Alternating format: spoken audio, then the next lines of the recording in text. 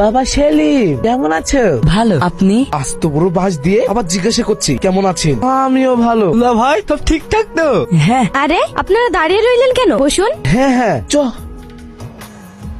আপনারা বসুন, আমি চা নাস্তার ব্যবস্থা করছি। আব্বুর জন্য কিন্তু চিনি ছাড়া চা। আরে থাক না, আগে বিয়ের দিন খান ঠিক করে নি। হবে তো, আগে চা নাস্তা করে নি, তারপরে কথা হবে। ঠিক আছে।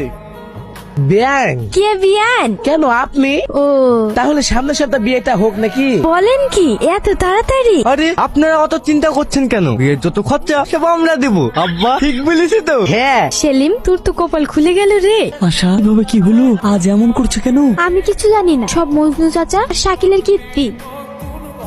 আশা, তুমি না মা হতে চলেছো। এই না না, আরে ভাবি মিছি মিছি শুনো।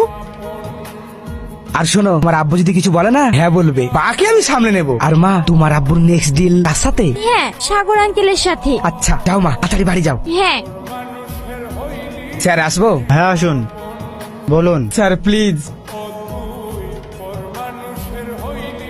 আচ্ছা ঠিক আছে, আপনি যান, আমি দেখছি। Thank you sir. চল। হ্যালো। টনি বাবু, আমি সাগর স্যারের প্রজেক্ট ম্যানেজার বলছি। হ্যাঁ স্যার বলুন। কংগ্রাচুলেশন, আপনি নানা হতে চলেছেন। কি? না কেন? হ্যাঁ, তাই সাগর স্যার আপনার সাথে 150 কোটি ডিলটা ক্যান্সেল করতে চাই। না না স্যার, এরকম করবেন না, নইলে আমরা বাপ বেটার রাস্তা চলে আসবো স্যার, আমরা বরবাদ হয়ে যাবো স্যার। স্যার কি করতে হবে একটা উপায় বলুন। উপায় তো নেই। না স্যার, এভাবে বলবেন না। শুনুন, একটা রাস্তা আছে। হ্যাঁ হ্যাঁ স্যার বলুন, কি রাস্তা? মেয়ের বিয়ে দিয়ে দিন। বিয়ে দিয়ে দেবো, তাহলে সমাধান হয়ে যাবে। তাহলে এখন ভালো ছেলে কোথায় পাই? আছে আছে, যান, দুই বাপ বেটা রাস্তায় নামার আগে বিয়েটা ফাইনাল করে আসুন, বুঝেছেন? হ্যাঁ ঠিক আছে।